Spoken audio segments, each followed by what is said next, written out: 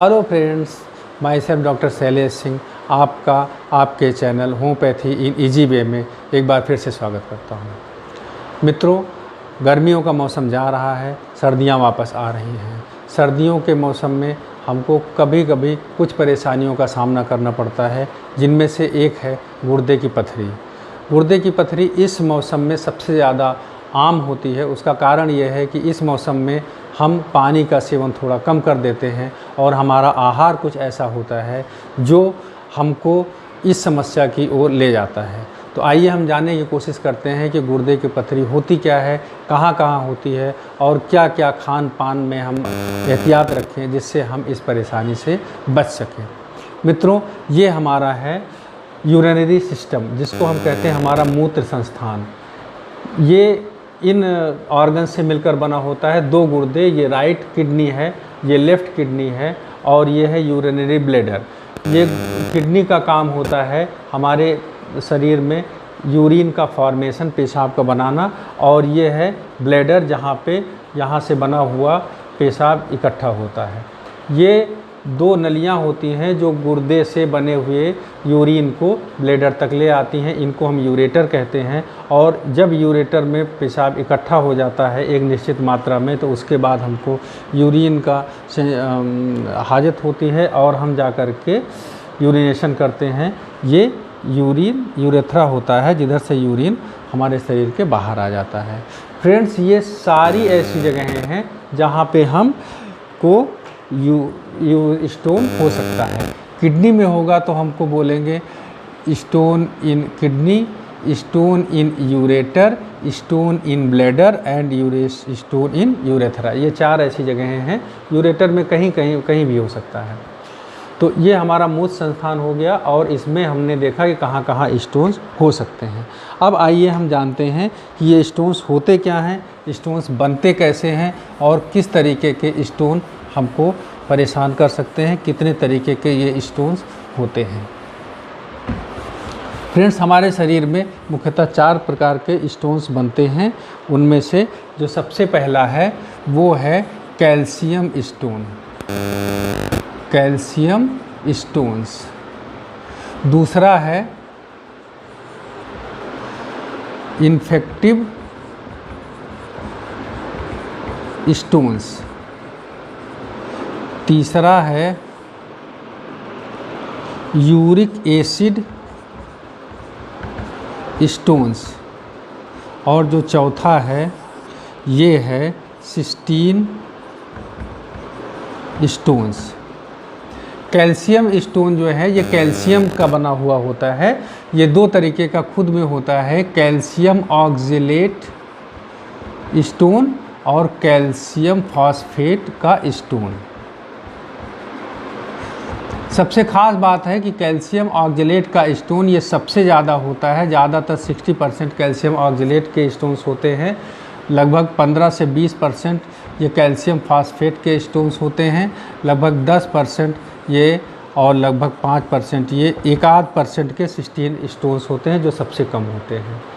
Calcium oxalate का stone ये सबसे ज़्यादा कॉमन है और ये सबसे ज़्यादा हार्ड है, ये सबसे ज़्यादा डिफ़िकल्ट है हमको डिज़ोल्व करने के लिए। ये जो है कैल्शियम ऑक्जेलेट, जितने भी कैल्शियम के स्टोन होते हैं ये जो है ये सबसे ज़्यादा हार्डेस्ट होते हैं और सबसे ज़्यादा कॉमन होते हैं। ठीक है। इन्फेक्टिव स्टोन्स ये इन्फेक्शंस की वजह से होते हैं और ख़ास बात ये है कि ये इनसे कम हार्ड होती है, इनकी हार्डनेस इनसे कम होता है। और यूरिक एसिड की और सिस्टीन स्टोन का हार्डनेस सबसे कम होता है। मतलब अगर हम ये कहें तो सबसे ज़्यादा डिफ़िकल्ट है इन स्टोन्स को डिज़ोल्व करना। सबसे आसान है यूरिक एसिड और सिस्टीन के स्टोन्स को डिज़ोल्व करना। तो जब हम पेशेंट का इलाज करते हैं तो ये जानने की कोशिश करते हैं कि किस टाइप का स्टोन है और ये स्टोन हम आसानी से निकाल सकते हैं कि नहीं निकाल सकते हैं। अगर आप अपने किडनी स्टोन का इलाज करवा रहे हैं तो इन बातों को आप भी ध्यान रखिए कि कौन से स्टोन आसानी से निकल जाएंगे और कौन से स्टोन आसानी से नहीं निकलते हैं या किन स्टोन्स के निकलने में प्रॉब्लम होती है, कहाँ तक हमको जो है वो मेडिसिन का सहारा लेना है और उसके बाद कहाँ हमको सर्जरी के करवानी है। तो आइए हम ये जानने की कोशिश करते हैं कि कौन से स्टोन्स आसानी से निकल जाते हैं और कौन से स्टोन्स निकलने में प्रॉब्लम होती है। फ्रेंड्स, अगर कोई भी स्टोन है, इसकी साइज़ जो है वो 10 मिलीमीटर से कम है तो ये स्टोन निकलने के चांसेस बहुत ज़्यादा हैं। दूसरी चीज़, अगर कोई स्टोन आपके यूरेटर में है और इसके साथ में हाइड्रोनेफ्रोसिस बहुत दिनों तक नहीं है और बहुत ज़्यादा नहीं है तो इन स्टोन्स के निकलने के चांसेस बहुत ज़्यादा हैं। ये स्टोन्स आसानी से निकल सकते हैं। तीसरा, अगर कोई स्टोन जो है वो उसकी हार्डनेस कम है, मतलब वो हार्ड कम है, तो वो उसके निकलने के चांसेस बहुत ज़्यादा हैं। ये हम देख लेते हैं, साइज़ हमको अल्ट्रासाउंड बता देता है, इसका पोजीशन ये भी हमको अल्ट्रासाउंड बता देता है। हम ये कैसे जानें कि इसका हार्डनेस कितना है, स्टोन हार्ड है कि सॉफ्ट है। इसके लिए हम को जो है अल्ट्रासाउंड के साथ एक्सरे KUB देखना होता है। एक्सरे KUB, अगर हम एक्सरे KUB करवाते हैं और उसमें बहुत क्लियर स्टोन दिख रहा है तो इसका मतलब वो स्टोन हार्ड है। वो स्टोन या तो कैल्शियम ऑक्जेलेट का है या कैल्शियम फॉस्फेट का है। अगर वो बहुत धुंधला सा हमको दिख रहा है तो इसका मतलब कि वो स्टोन हार्ड नहीं है, वो स्टोन इससे सॉफ्ट है और ये स्टोन हो सकता है इन्फेक्टिव स्टोन। ये थोड़ा सा ट्रांसपेरेंट होता है तो ये हमको इतनी बढ़िया विजिबिलिटी इसकी नहीं होगी, इसकी विजिबिलिटी थोड़ी सी कम होगी। तीसरा, अगर हमको ये स्टोन एक्सरे KUB में बिल्कुल नहीं दिख रहा है, इनविजिबल है, तो ये समझ लीजिए कि ये स्टोन जो है ये या तो यूरिक एसिड का है या सिस्टीन स्टोन है, क्योंकि इसका जो है ये ट्रांसलूसेंट स्टोन होता है और ये हमको एक्सरे KUB में नहीं दिखेगा, लेकिन अल्ट्रासाउंड में हमको ये दिख जाएगा। इसके बाद अगर हम इस पेशेंट का CT करवाते हैं, अगर हमको CT में इसका एक HU यूनिट होती है, ये HU यूनिट जो है ये बोन की डेंसिटी को नापती है, रेडियो ट्रांसल्यूसेंसी को नापती है। अगर इसका HU ये लेस देन 1000 है, मतलब अगर ये 400-500 के आसपास है तो आप ये समझ लीजिए कि आपका स्टोन बहुत आसानी से गल जाएगा। इसके लिए हमको सर्जरी कराने की ज़रूरत नहीं है, बशर्ते कि ये बहुत ज़्यादा हाइड्रोनेफ्रोसिस काज नहीं कर रहा है। तो ये स्टोन अगर 400-500 इसका HU है तो आप सर्जरी को अवॉइड करिए और होम्योपैथिक फिजिशियन से संपर्क करिए, वो आपकी हेल्प कर देगा। ये हमको CT से पता चलेगा। तो इस तरीके से हम ये जान सकते हैं कि कौन सा स्टोन हमारा निकलने वाला है, कौन सा स्टोन नहीं निकलने वाला है।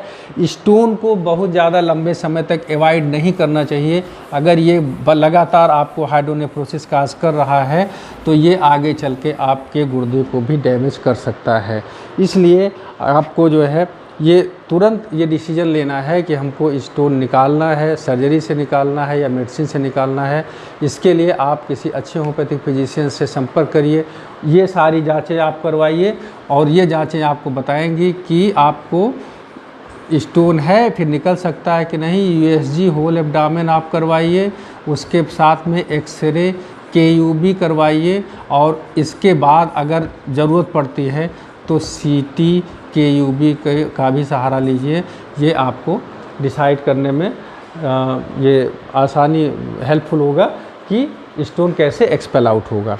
चलिए, ये तो हमारा हो गया कि स्टोन बनते कहाँ पे हैं, स्टोन होता क्या है। अब आइए हम जानने की कोशिश करें कि हम अपने खान पान में क्या सुधार करें, क्या खाएं क्या ना पिए, जिससे हमको अगर स्टोन है तो स्टोन में परहेज़ क्या करना है, अगर नहीं है तो स्टोन हमको ना हो।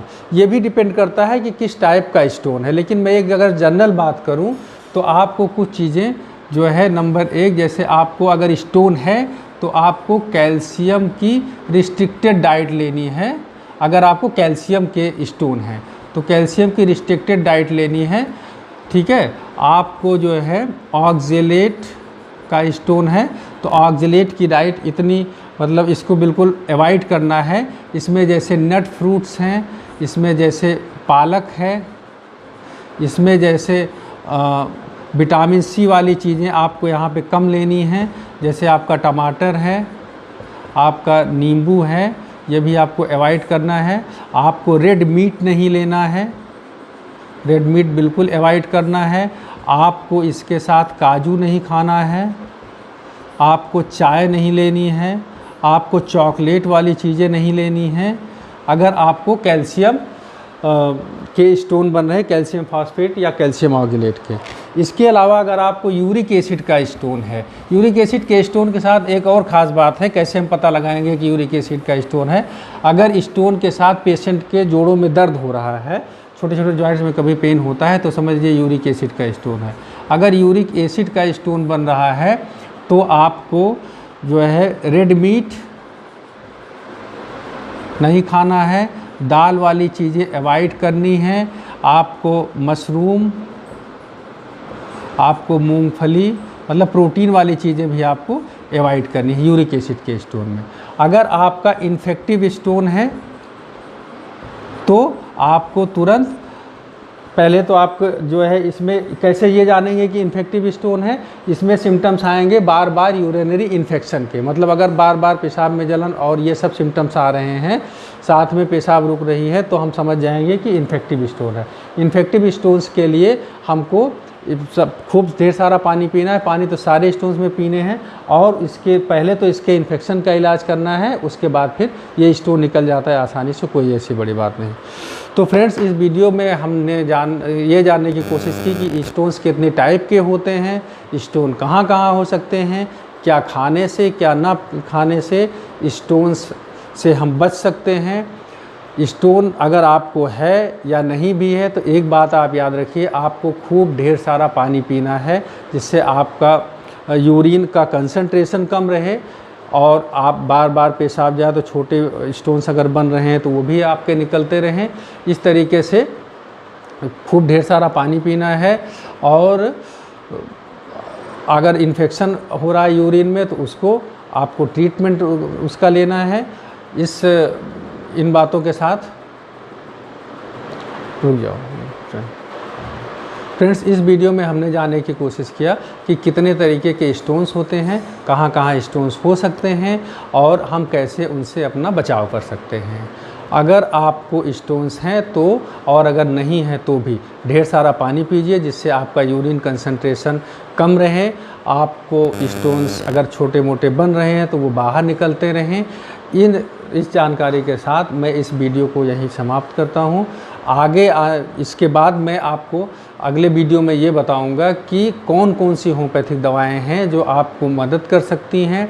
आपको स्टोन बनने की बार बार बन रहा है तो उसके बनने की टेंडेंसी को ख़त्म कर सकती हैं, अगर बना हुआ है तो उसको निकालने में आपकी हेल्प कर सकती हैं। तो मित्रों, इस आशा के साथ कि ये जानकारी आप लोगों के लिए बहुत होपफुल होगी, इस वीडियो को मैं यहीं विराम देता हूँ। और अगर आपको ये वीडियो पसंद आता है तो आप इसको लाइक शेयर ज़रूर करिएगा। मेरे कमेंट बॉक्स में लिखिए अगर आपको कोई समस्या है, तो मुझसे अगर कोई मदद लेनी है तो मेरा फ़ोन नंबर आपको दिया हुआ है। आगे इस तरीके के बहुत सारे लाभप्रद वीडियो देखने के लिए मेरे चैनल को सब्सक्राइब कर लीजिए। धन्यवाद।